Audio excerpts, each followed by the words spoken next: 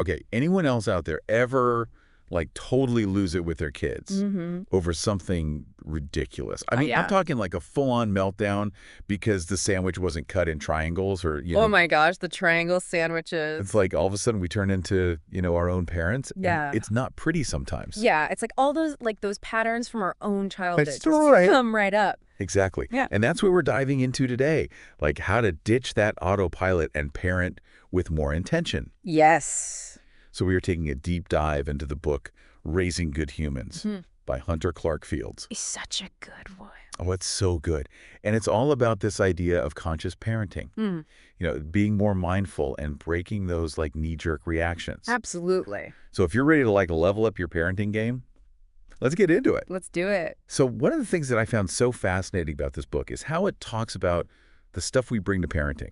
Like our own baggage, our own experiences that we might not even realize are shaping how we respond to our kids. Oh, absolutely. It's like, we have all this like invisible baggage that we're carrying around from our own childhoods. And it comes out in ways that we don't even realize sometimes. Right. And, the book gives this one example about a parent who, grew up in a family where showing vulnerability wasn't really okay. And so now when their kid like falls down and scrapes their knee, their immediate reaction is like, oh, you're okay, don't be a baby. Oh, wow. And it's not that they're trying to be like dismissive or mean. It's just like, that's the pattern that they learned. That's a script that they got. Yeah, exactly. Yeah, that makes total sense. And so it's like, how do we break those patterns? How do we become more aware of them? And that's where this whole idea of mindfulness comes in. Yes. Which I love because it's like, okay, we need to just like hit the pause button before we react. Yes. Create that space. Exactly. And what I love about this book is that it gives us actual tools to do that, like real practical things that even like the busiest parent can actually manage. Totally. And that's what's so great about mindfulness is that it doesn't have to be like this big, huge thing, Right. It doesn't have to be like, oh, I have to go meditate for an hour every day. Right. It can just be these little micro moments of self-regulation, just taking a deep breath before you respond. That's so huge, though. It's huge. That breath, I mean, I notice it for myself all the time. Yeah, and even just like doing a quick body scan, noticing like, oh, where am I holding tension in my body right now? Well, that's a good one. Yeah, just bringing that awareness to your physical sensations can really help. Totally. And I think the key here is that like, it's not about being perfect. Absolutely. It's about progress. Progress, not perfection. Yes. Yeah. Like we're not going to be mindful parents every second of every day. Right. But can we create a little bit more space between the trigger and the reaction, Exactly. So we can make a more conscious choice. Yes, and that's the goal, right? Yeah. Like we're not aiming for perfection. We're just aiming for awareness. Totally. And then another thing that I really loved about this book was this concept of emotion coaching. Yes. Which is so powerful because instead of trying to like shut down our kids' emotions, right, we can help them understand them and like actually work through them. It's so important, right? Because emotions are not the enemy. Yes. They're information, they're telling us something. Exactly. And there's this example in the book that just totally like blew my mind. Okay. There's this kid who's having a complete meltdown because they can't build a block tower. And instead of the parents saying like, oh, calm down, it's just blocks or whatever, they say, you seem really frustrated that the tower keeps falling down. Yes. And like just naming the emotion. So powerful. It helps the child start to regulate. It's amazing. It's amazing. Because it validates their experience, right? Yes. It says, hey, what you're feeling is okay. Yes. I see you. I hear you. And it's so simple. It is. But it's so powerful. It is. And think about what you're modeling too, right? Yes. You're modeling healthy emotional expression. Totally. Which is such a valuable life skill. Absolutely. For kids to learn. And it's not just about like, being all like zen and, perfect all the time. Like the book also talks about how to manage our own emotions. Yes. Because let's be real. Yes. Like staying calm when your toddler's having a tantrum in the middle of the grocery store. Oh my gosh. It's a challenge. Yeah, it's a whole other level of parenting ninja skills right there. Exactly. Yeah. Okay, so we've talked about mindfulness. We've talked about emotion coaching. Yes. What else really stood out to you in this book? One of the things that I found really thought-provoking was this whole idea of moving away from punishments and rewards.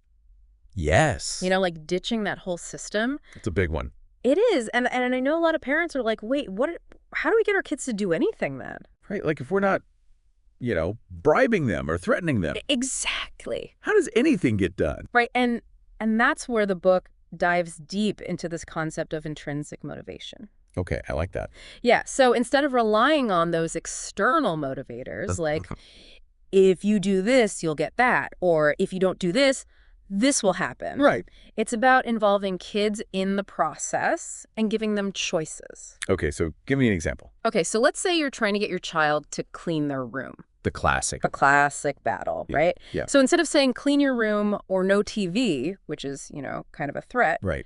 You could say, hey, would you like to clean up your toys before or after dinner? Oh, I like that. Right, so suddenly they have some agency. They have a choice. Yeah. And they're more likely to cooperate because they feel like they're part of the decision. They're not just like being told what to do. Exactly. It's more like a collaboration. Yes. And it's not just about chores or daily routines. Yeah. It can be about anything. Yeah. Give me another example. Okay, so let's say your child doesn't want to go to bed. Oh, yeah, that's a good one. Another classic, right? Yep. So instead of getting into a power struggle, you could say, hey, I know you're not tired yet, but it's bedtime. Would you like to read one book or two before we turn off the light? Oh, that's good. I'm writing that one down. Right. So it's still a limited choice. Right. But it gives them that sense of control. And that they have some say in the matter. Exactly. I love that. Yeah. So it's really about shifting from control to collaboration, Yeah. which feels so much healthier. Absolutely. And then one other thing that I really loved from the book was this story about this family that decides to start a kindness jar. Oh, I love that. Right. So every time someone in the family did something kind, they put a marble in the jar. Cute. And it wasn't about like earning a reward or anything like that. Right. It was just about noticing and appreciating those little acts of kindness. Yes. And it's just amazing how something so simple can really shift the whole family dynamic. It's true. And, it goes back to that idea of modeling. Yes. The behavior we want to see in our kids. Totally. Like if we want them to be kind, Yeah. we need to show them what kindness looks like. Absolutely. In our own lives. It's more about who we are. Yes. Than what we tell them to do. Totally. Actions speak louder than words. So true. So true. Well, this has been such a great deep dive. It has. I feel like I've learned so much, and I'm definitely feeling inspired to make some changes in my own parenting. That's wonderful to hear. Yeah. So I'm curious, what about you? What's one thing that you're going to take away from this and maybe try out today? That's a good question. I think for me, it's really about remembering to take that pause. That breath. Yeah, that deep breath before reacting. Yes. Just creating that little bit of space to choose my response. It makes such a difference. It really does. And, I'm also going to try to be more intentional about using those I statements instead of blame. Oh, yeah, that's a good one. Yeah, just trying to communicate my needs and feelings in a more constructive way. Love it. So what about you? I think for me, I'm really inspired by that idea of giving more choices. Yes. Like even just little choices. It can be so empowering for kids. It really can. And I think it's going to help me avoid a lot of power struggles. Oh, for sure. So I'm excited to try that out. Awesome. Well, this has been such a great conversation. It really has. I feel like we could talk about this all day. Me too. But for now, I think we've given our listeners a lot to think about. Yes, and hopefully a lot of tools to try out. Absolutely. And remember, even small changes can make a big difference. They really can. So go forth and raise those good humans. Yes. We're all in this together, figuring it out. One pancake meltdown at a time. One meltdown at a time. That's right. All right, that's it for this deep dive. Thanks for listening, everyone. Catch you next time. Bye.